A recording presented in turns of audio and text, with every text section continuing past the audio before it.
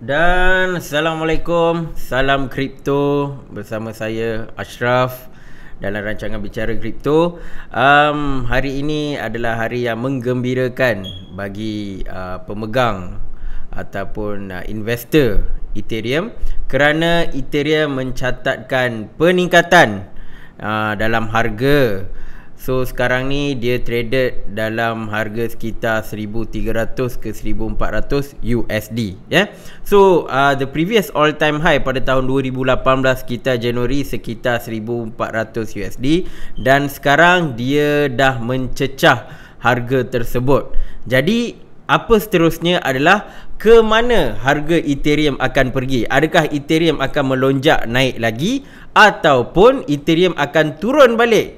Ada kemungkinan juga untuk turun. Jadi dalam video hari ini kita nak bincang secara khusus mengenai Ethereum, dan ada beberapa perkara yang saya nak kongsikan dengan tuan-tuan dan juga puan-puan berkenaan Ethereum ni, ya. So sebelum tu kita pergi kepada carta Bitcoin, ya, carta market cap kita ni.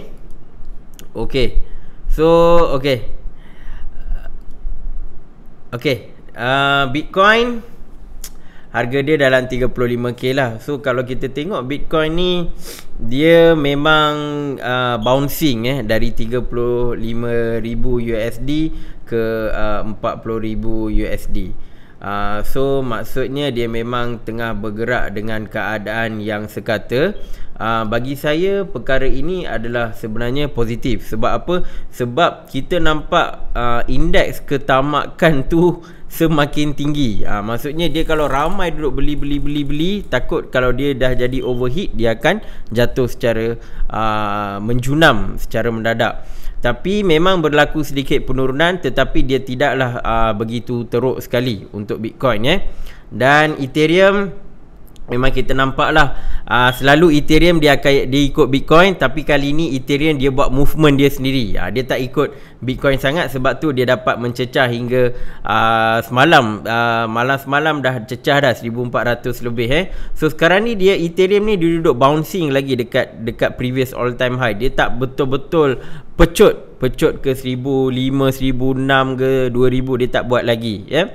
Dan Polkadot sekarang 24 lah. XRP memang dia dah overtake dah XRP, dan saya jangkakan Polkadot punya next aim ni dia nak overtake kan Tether. Dia nak duduk dekat tempat ketiga, ya. So kalau tengok market cap dia dekat 15 bilion. So Tether ni dekat 24 bilion. So more or less dia kalau nak pecut Tether ni, dia kena dapat at least dalam 25 bilion lah.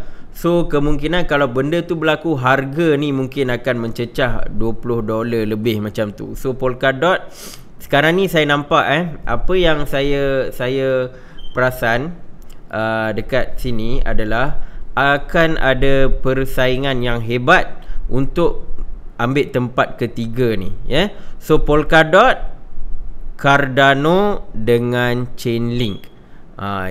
Polkadot tempat keempat, Cardano tempat ke-6, dan Chainlink tempat ke-9, ya. So sekarang ni naratif Polkadot, Chainlink dengan Cardano ni berbeza. Sebab Polkadot dia kata dia interoperability. Dia buat macam ibarat blockchain ni siapa-siapa boleh guna dia punya blockchain lah, kan. Cardano pula dia datang sebagai pengganti Ethereum. Dan juga Chainlink pula dia memang bawa naratif, dia memang antara produk daripada Ethereum tu sendiri, dan dia akan menguatkan lagi Ethereum. Jadi naratif ni berbeza. Cuma kita kena tengok naratif mana yang akan diterima oleh komuniti kripto, dan mungkin naratif itu yang akan menang dan akan ambil tempat ketiga ni lah. So kalau tanya saya, best thing to do is kalau boleh macam saya ada Polkadot, ada Cardano dengan ada Chainlink. Sebab kita tak tahu siapa akan pergi dekat nombor 3 ni. Boleh jadi Polkadot nombor 4 pergi nombor 3. Boleh jadi kalau Cardano dah siap dia punya platform dan apa yang dia janjikan, boleh jadi Cardano boleh pecut Polkadot, tiba-tiba Cardano duduk dekat sini. Ataupun Chainlink partnership dia agak strong. Chainlink pun kita tak boleh predict. Kalau DeFi meletup lagi tiba-tiba, mungkin Chainlink akan pergi dekat nombor 3. So tempat ketiga adalah rebutan. Dan juga XRP sekarang nombor 5. Boleh jadi XRP panjat balik dan pergi dekat tempat ketiga. Sebab kalau apa yang berlaku di US adalah dengan pemerintahan Joe Biden, SEC punya ketua dia ataupun director dia sudah tentu akan bertukar. Dan saya difahamkan pengarah baru SEC ni adalah seorang yang agak cenderung terhadap cryptocurrency. Dan sekiranya contoh dia tak ada buat apa-apa serangan lagi dekat SRP, dia drop the lawsuit ke dan sebagainya, kalau SRP clear di mata SEC, mungkin XRP boleh buat comeback. So sekarang ni anything can happen antara 4 coin ni. Cuma itulah, kita tak tahu siapa yang akan menang, ya. Okay, so kita tengok the biggest winner siapa. 61.8%, Engine Coin, Hadera Hashgraph 47.9% dan Rand 25.7%. Ocean Protocol. Okay, so overall sebenarnya market ada peningkatan, tetapi tidaklah begitu ketara. Tapi macam Engine Coin ni dah lama dah. Ini coin untuk main game, kan? Dia berkenaan dengan gaming. So gaming industri yang besar, so memang dia naik lah. So sekarang ni adalah waktu altcoin. Altcoin season sebenarnya dah pun bermula. Sebab bila Bitcoin mengalami sedikit bukan penurunan, dia pergi sideways macam sekarang ni, kan, dari 35 40 35 40 dia pergi sideways. Waktu itulah altcoin akan mula menunjukkan peningkatan. Sebab tu kadang-kadang bila kita tengok Bitcoin tengah jatuh sikit, dia menggelabah. Bertenang tuan-tuan puan-puan, bertenang. Sebab bila Bitcoin stabilize, itu adalah berita yang baik. Sebab altcoin pula akan naik. Sebab kalau Bitcoin naik je, memang tak ada peluang untuk altcoin nak naik. Okey, siapa yang mencatatkan penurunan? Okey, OKB, IOST, Sushi. Tiga-tiga ni antara coin yang naik minggu lepas kalau tak silap. Minggu lepas ni diorang memang naik kau-kau lah. Jadi sekarang ni mereka mencatatkan penurunan dan ada altcoin lain yang menggantikan. So selalunya memang macam ni. Altcoin season ni macam kalau Bitcoin season, kita tahu Bitcoin dia yang tengah naik, jadi boleh fokus dekat Bitcoin. Altcoin pula dia berbeza. Kita memang takkan tahu minggu ni altcoin mana yang perform, atau hari ni altcoin mana yang perform. Tahu-tahu tengok, dia tengah perform. So ini antara sekarang ni altcoin yang tengah naik lah. So saya ingat Uniswap patut naik, Sushi pula naik. Okay, tak apa. So itu saja on the market cap. Sekarang ni kita pergi dekat Bitcoin. Cerita Bitcoin ni apa ni? Okay. So saya ada buat sedikit Okay. Okay, so based on video yang lepas, ada beberapa line yang saya draw lah sebenarnya. Sebab saya nampak Bitcoin ni akan buat satu movement. Cuma sekarang ni dia tengah bergerak sideways. Kejap ada masalah teknikal sikit. Okay. So kalau tuan-tuan tengok, ini on the daily chart. So dekat daily chart ni dia ada, kita panggil segitiga. Selalu bila kita buat segitiga ni, dia akan buat satu movement yang ketara, ya. So ini adalah antara movement yang saya nampak secara harian ni. Apa yang saya nampak adalah last dia pergi ni 40,000 kan, hampir 42,000. Dia touch, lepas tu dia turun. Dan bila saya tengok setiap kali dia buat higher high, dia akan turun balik. So saya dapat pattern dekat sini. Tu saya draw satu line dekat sini. Yang ni pula, kalau tuan-tuan perasan, dulu saya dah buat dah sejak dia start naik on Oktober. Ini adalah dia punya resistance level, dan ini adalah support level lah kat bawah ni. So sekarang ni resistance level yang saya buat dulu telah bertukar menjadi support level. Sebab apa? Sebab kita tengok ni, setiap kali dia turun, dia akan naik balik. Setiap kali dia nak turun ni, dia akan naik balik. Jadi saya nampak, okay, ini boleh jadi satu base. Ini boleh jadi satu base. Ini dia punya peningkatan yang mendadak lah hari tu kan. So ini adalah resistance level yang awal 40,000. So resistance level dia semakin lama semakin menurun, semakin lama semakin menurun. Dan ini adalah support level. Support level pula kita nampak semakin lama makin naik, makin lama makin naik. Jadi apa yang akan berlaku adalah titik pertemuan ini adalah sekitar bulan Februari. Jadi jangkaan saya, dia memang akan bergerak. Mana ni? Okey. Dia akan bergerak secara sideways. Sekejap saya punya drawing tu lah ada problem pula.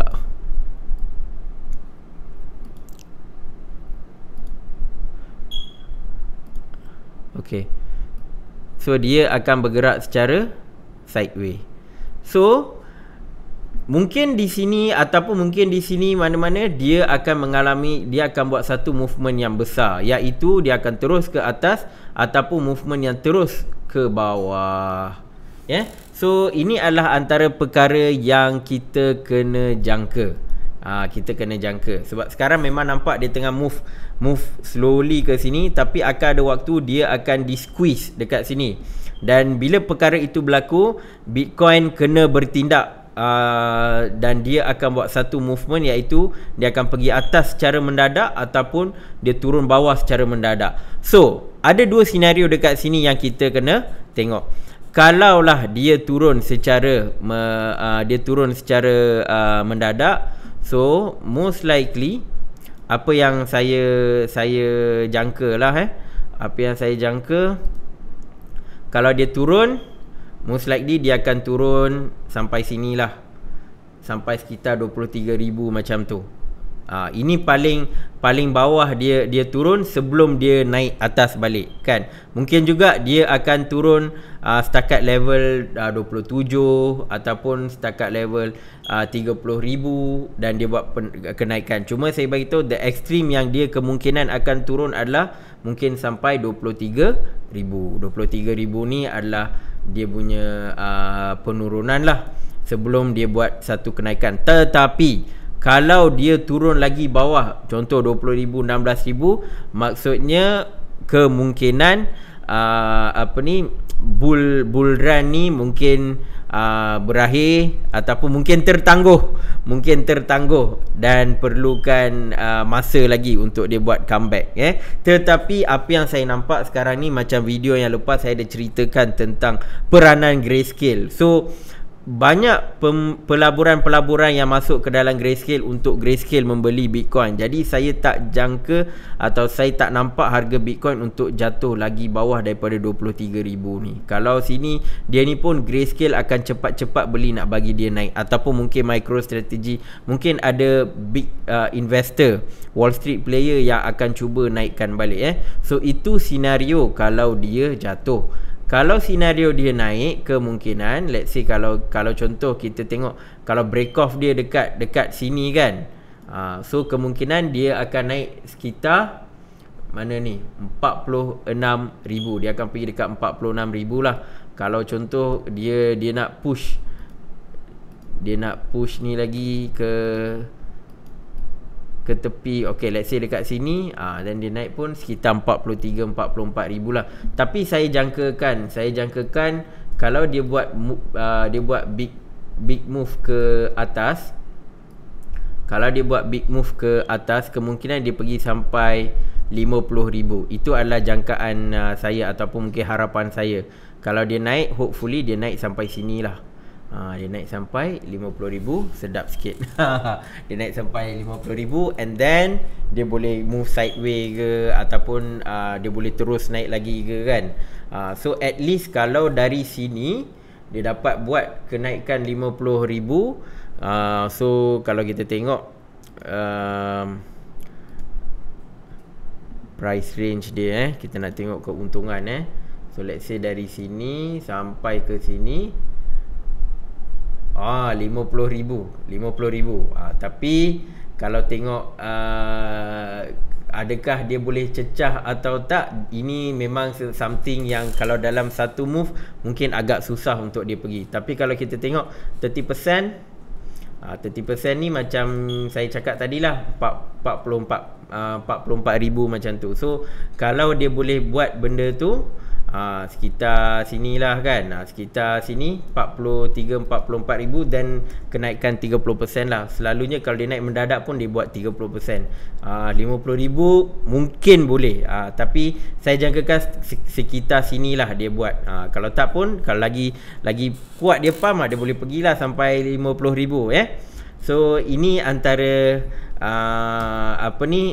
benda yang kita boleh jangkakan untuk Bitcoin. Sebab kadang-kadang kalau kita tengok carta, kita kena buat jangkaan. Kalau dia turun ke bawah macam mana, kalau dia naik ke atas macam mana, supaya kita boleh bersedia. Kita tak boleh ambil pendekatan dia akan naik je ataupun dia akan turun je. Sentiasa kena ada dua possibility. Dan bila kita ada dua possibility, the next is kita kena tengok kecenderungan kita ni ke arah dia naik ke atau ke arah dia turun. Macam saya sekarang ni cenderung saya adalah dia akan naik. Maksudnya dia akan pergi sideways. Sebab kalau tengok dia punya sideways, dia ada pattern kita panggil bull flag. So kalau tuan-tuan nak tahu bull flag ni, pattern dia lebih kurang macam ni lah. Dia akan naik macam ni, lepas tu dia akan turun, lepas tu dia akan buat lagi satu naik. Maafkan saya, drawing saya tak berapa cantik, tapi apa yang saya nak bagi tahu adalah dia akan buat satu kenaikan, lepas tu dia buat sini sideway macam ni, dan dia akan buat satu lagi kenaikan. So ibaratnya apa yang saya nak bagi tahu adalah saya boleh nampak pattern bull flag dekat sini. Sebab apa? Kalau tengok dekat sini, mungkin saya tukar warna kot, baru nampak. Okey, kalau tengok dekat sini dia dah pergi macam ni dah kan. Lepas tu sekarang dia dah tengah pergi sideway ke bawah macam ni. Dan dia akan pergi macam ni.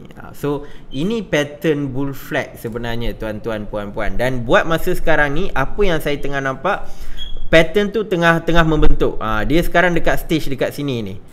Dan akan ada satu waktu pump, dia akan pecut lagi lah. So ini antara pattern yang tengah terbentuk untuk Bitcoin. Okey, tuan-tuan puan-puan, seterusnya kita tengok dekat Ethereum. Okey, Ethereum ni saya pakai chart lain chart dia agak berbeza. Sebab apa? Sebab saya nampak chart ni lebih sesuai lah. Sebab yang tu dia hanya boleh guna satu je. Kalau nak lebih kena bayar, saya malas nak bayar. Jadi saya pakai chart ni lah. Chart ni lagi boleh tengok lagi banyak chart satu masa. So untuk Ethereum, so sekarang ni topik kita ni, kita akan fokus banyak kepada Ethereum untuk video ni. Ethereum pun sama juga. Saya ada buat satu line sekitar bulan September, waktu mula-mula dia tengah naik. So line dia tak adalah secerun Bitcoin, tetapi apa yang berlaku adalah line yang ni asalnya adalah resistant, di mana halangan untuk Ethereum naik telah menjadi sokongan untuk Ethereum sekarang, ataupun support. Itu yang kita nampak dekat Ethereum ni lah kan, support. Dan kalau macam Bitcoin, dia tak pecah lagi. Ethereum pecah dulu. Nampak dia buat bull flag ni, Ethereum yang naik. Ethereum yang sekarang tengah naik. So apa yang berlaku sekarang ni, saya nampak okey, dia bila dah buat line ni, dia dah pecut ni kan. Maksudnya ini dah memang pattern untuk dia naik lah. Tengok dia punya bentuk hammer ni, maksudnya dia nak buat satu kenaikan. Dan apa berlaku adalah kenaikan hampir 10% lah on Ethereum.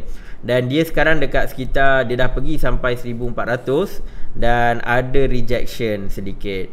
So sekarang ni apa yang kita nampak ni, kemungkinan dalam beberapa hari atau mungkin dalam minggu depan, harga Ethereum mungkin akan pergi sehingga 1500. Itu adalah jangkaan saya lah untuk Ethereum ni Sebab apa? Ethereum dia dah buat movement dia sendiri. Dia tidak banyak mengikut Bitcoin buat masa sekarang. Dia dah break off dah. Waktu Bitcoin tengah duduk main-main dekat Bitcoin, dia tengah main-main dekat sini. Ethereum dia dah sampai sini, dia kata okey, aku dah tak nak main dekat sini.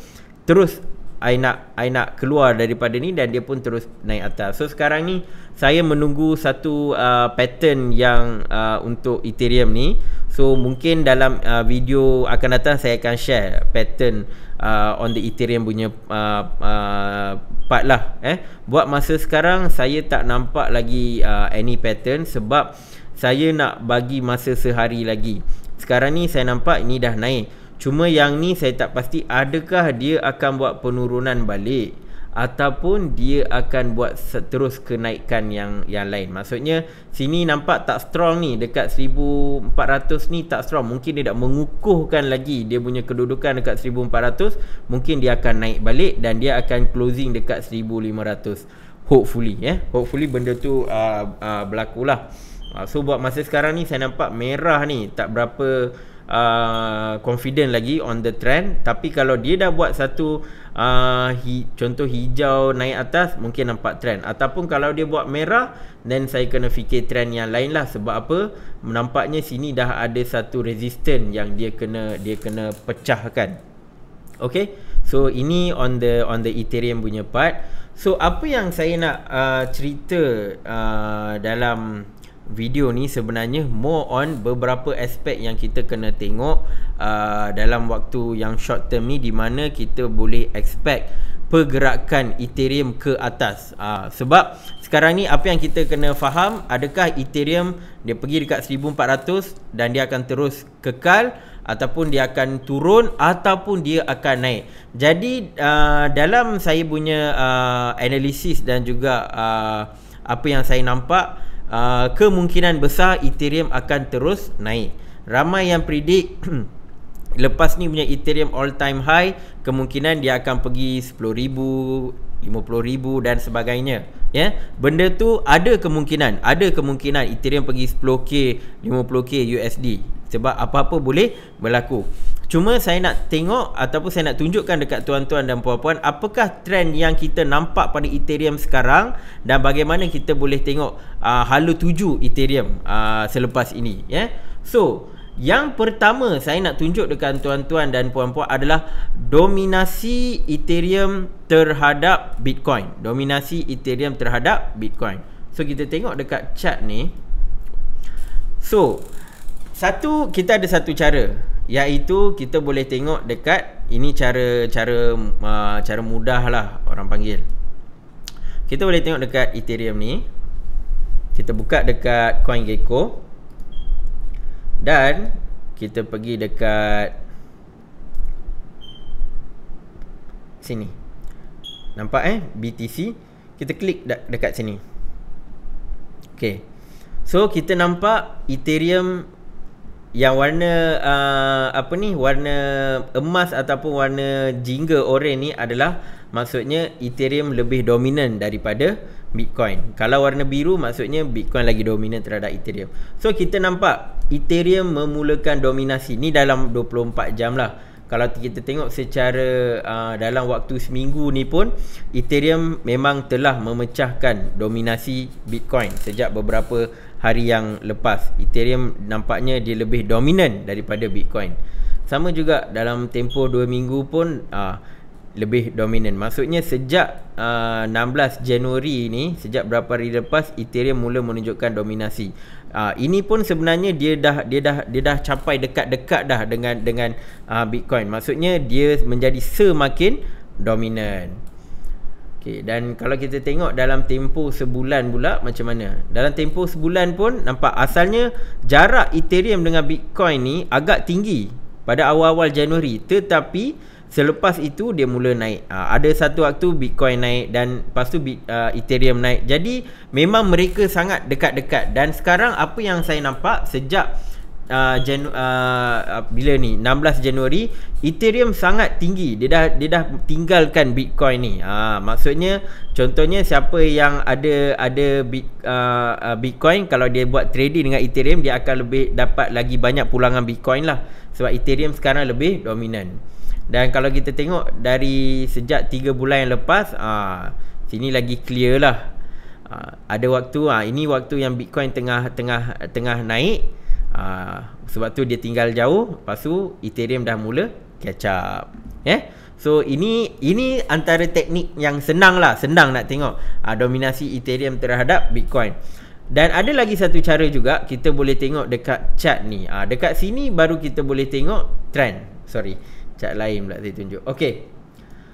Apa yang saya nak cerita adalah, kalau tuan-tuan puan-puan perasan, ada satu waktu tu di mana Ethereum punya dominasi tu sangat tinggi, iaitu sekitar pada bulan Jun 2017. Waktu tu dia tak ada pun dapat all time high, cuma pulangan Ethereum terhadap Bitcoin tu lebih tinggi. Maksudnya Ethereum sangat dominan waktu tu. Dan sejak daripada itu, dominasi dia semakin kurang. Maksudnya dia ada resistance dia. Dia ada resistance dia kan. Lepas tu dekat sini semua memang Bitcoin memang lebih dominan lah daripada Ethereum. Ethereum memang dah jatuh.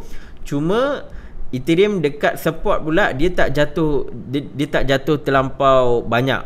Support dia makin lama makin tinggi juga. Maksudnya dia membentuk segitiga ni. So apa yang berlaku sekarang ni tuan-tuan puan-puan, kalau kita nak cerita dominasi ni, ini adalah pattern kuning yang Ethereum perlu break. Dan sejak beberapa minggu yang lepas kan, sejak Bitcoin naik, Ethereum pun sekarang tengah naik ni, Ethereum cuba nak overcome resistance ni. Kalau Ethereum break benda ni tuan-tuan puan-puan, lepas ni hopefully dia akan terus naik dan mungkin mencecah sama level dengan ni lah. Kalau dia mencecah sama level dengan ni, saya tak tahu berapa harga Ethereum akan kita tengok waktu tu. Benda ni saya tak boleh predict harga dia berapa kalau pergi sama level dengan ni kan. Dia kena buat extra calculation lah, saya tak buat lagi.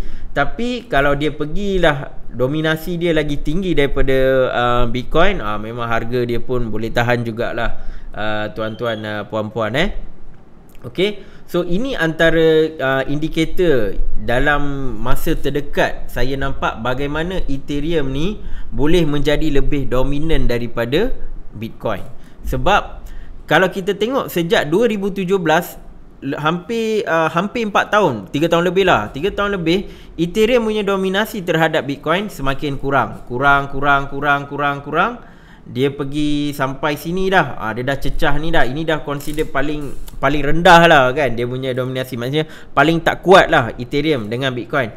Tetapi sejak Januari 2020, dia mula buat sedikit kebangkitan. Dia dah tak cecah dah yang warna kuning kat bawah ni. Last dia cecah pun sekitar Januari 2020. So dia naik slowly, dia tengah naik. So nampak trend ni, dia buat macam ada satu segitiga kecil dalam ni, dan dia buat satu big move naik atas, Dan sekarang pun dia tengah pergi ke bawah sedikit, dan sebelum dia cecah kuning ni sekitar Disember ni, dia dah naik atas balik.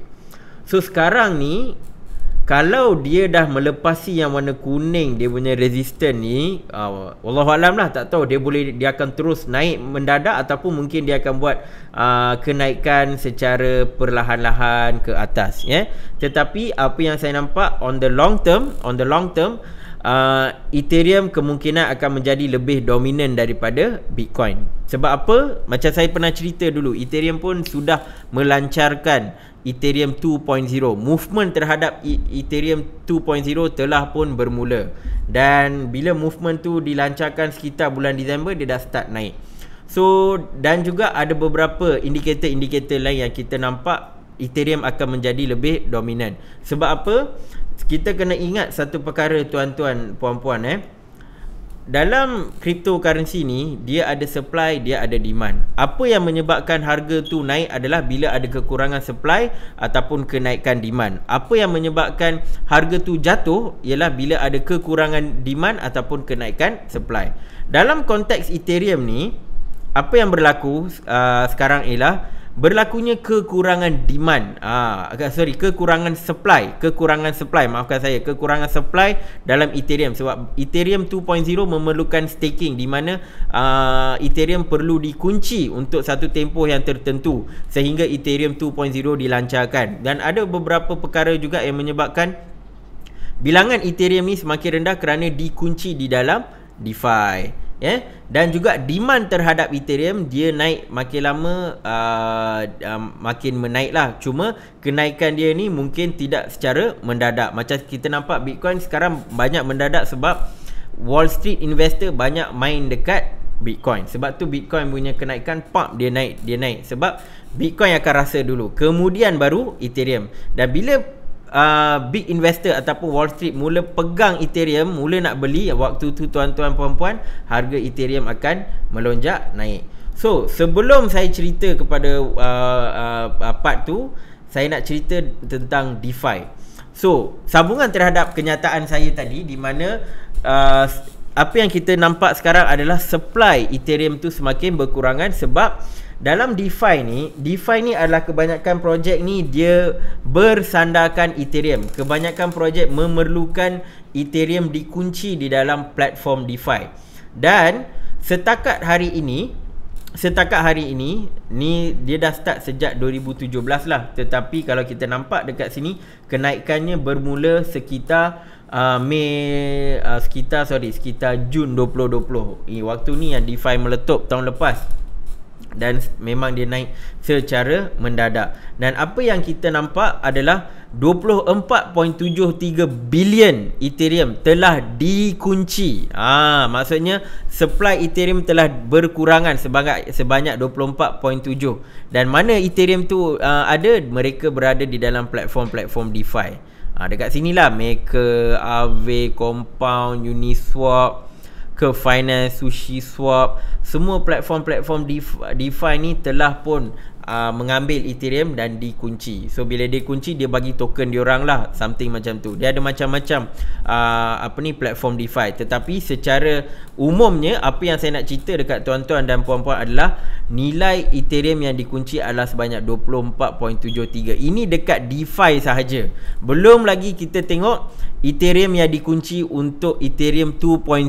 Maksudnya memang banyak Ethereum tengah di lock. Kalau Grayscale dia ambil Bitcoin, dia lock. Ethereum pun ada beberapa perkara yang menyebabkan dia dikunci, So ini on the DeFi punya part lah. Dan kalau DeFi makin meletup, makin ramai orang yang akan kuncikan Ethereum di dalam DeFi. Sekarang ni DeFi dia dah naik. Sekarang dia dah pergi macam a bit sideways lah. Dia pergi a bit sideways. Dan sekiranya DeFi meletup balik, contoh kalau Chainlink meletup, Aave dan macam-macam lagi platform DeFi meletup balik dengan yield farming lah dan sebagainya, lagi banyak Ethereum akan dikunci. Dan apa yang akan berlaku bila bilangan Ethereum makin berkurangan, makin banyak dikunci, harga dia pun akan naik lagi, So itu adalah faktor kedua, iaitu DeFi. Dan seterusnya, apa yang kita kena tengok adalah, sudah tentu mungkin tuan-tuan tak nampak Grayscale, So dalam video yang lepas saya dah cerita dah Grayscale dengan Bitcoin, relationship Grayscale dengan Bitcoin. Dan dalam video ni saya nak sentuh sikit peranan Grayscale terhadap Ethereum. Itu kita tak boleh lupa, So kita kena ingat, untuk Ethereum ni, nombor satu adalah Ethereum 2.0 yang menyebabkan supply dia berkurangan. Yang kedua adalah DeFi yang menyebabkan supply dia berkurangan. Dan yang ketiga adalah Grayscale ataupun Wall Street investor. So Wall Street investor lain mungkin susah kita nak dapatkan data, tapi Grayscale kita boleh dapatkan data bila dia buat pembelian dan sebagainya. So kalau kita tengok ni, Grayscale Investment ETH Holding. So kalau kita tengok dekat graf ni, sejak 4 November sehinggalah 9 Disember, mereka membuat pembelian yang banyak lah. Dia invest dekat Ethereum. So waktu dia buat pembelian, tuan-tuan boleh tengok, ini adalah graf ETH price ni, yang warna emas ni. Ini graf ETH price. Harga dia sekitar 600. Dari 300, sekitar 380. Bila mereka sedang melakukan pembelian, mereka pump harga tu sampai dah dia jadi ke 600. Hampir kenaikan 2 kali ganda, Hampir kenaikan dia 2 kali ganda. Dan apa yang berlaku selepas itu, ini adalah pembelian yang terakhir lah. Lepas tu dia tak buat pembelian dah. Lepas tu dia dah tak buat pembelian. Dari 10 Disember mereka bercuti. Untuk Ethereum dia tak buat pembelian. Bitcoin dia ada buat pembelian, tapi untuk Ethereum sampailah sekarang ni 20 Januari sampailah sekarang mereka tidak melakukan apa-apa pembelian untuk Ethereum. Dan apa yang menjadi, bila mereka pump dari 300 ke 600, bila harga dah naik, momentum itu terus berterusan. Dan orang pun banyak lagi investor lain datang, mungkin ada Wall Street investor lain yang datang, mereka pun pump harga dia. Pump, lepas tu dia ada naik, dia ada jatuh balik dekat 1000, lepas tu sekarang dia naik balik ke 1300, So kalau nak tengok efek dia adalah kita kena tengok bila Grayscale akan buat pembelian Ethereum. Dan macam saya katakan, mereka akan membeli selepas 6 bulan investment masuk ke dalam trust fund mereka. So untuk yang tu kita boleh tengok dekat bawah. Ethereum Ethereum yang ni dia last ada data dia share pun dalam 5 November. Tapi kita boleh nampak lah pada 5 November ataupun 6 November dan pada 9 Disember berlaku pembelian yang mendadak. Bukan pembelian, berlaku pelaburan ke dalam Grayscale untuk membeli Ethereum. Maksudnya kalau ada pelabur kaya dia datang 9 Disember, mungkin diorang buat pembelian. Tengok sekitar 131,000 yang masuk. So apa yang akan dilakukan oleh Grayscale selepas 6 bulan, mereka akan melakukan pembelian. Itu taktik ataupun strategi Grayscale. So satu kita nampak 5 November tak adalah banyak sangat, tetapi dekat sini Disember ni ada satu kenaikan yang tinggi. So kalau 9 Disember kemungkinan pada bulan ni 9 Disember 2020. So 6 bulan kemudian mungkin pada bulan bulan Jun akan berlaku pembelian daripada Grayscale. So kalau ni banyak pembelian, maknanya dia akan belilah dari bulan Jun sampai Julai, macam tu dia akan beli Ethereum. Dan kita kena tengok juga dekat sini Disember sampai Januari tiada kemasukan dana untuk membeli Ethereum ke dalam Grayscale. So apa yang akan berlaku adalah, kalau kita tengok Disember ke Januari, Januari kalau lepas 6 bulan Julai Julai. Mungkin Julai tidak akan ada pembelian. Maksudnya semua pembelian akan dibuat sebelum Julai. Mungkin last adalah sekitar Jun. Kalau last ni 10 Disember kan, mungkin dia dah, investor tahu kot tarikh tutup nak buat untuk Ethereum ni sekitar 9 Disember. Jadi last day diorang pun beli banyak-banyak. Tu yang terus naik ni kan. So tuan-tuan boleh tengoklah 9 Disember 2020 tambah 6 bulan dari sekarang, dan lepas tu takkan ada apa-apa pembelian daripada Grayscale untuk Ethereum, So ini adalah antara indikator-indikator yang kita boleh guna. Selain Bitcoin, Ethereum pun ada permainan daripada big players seperti Grayscale, So saya harap sesiapa yang sekarang tengah hold Ethereum ke invest Ethereum mungkin tengah bergembira. So tahniahlah saya ucapkan kepada sesiapa yang sedang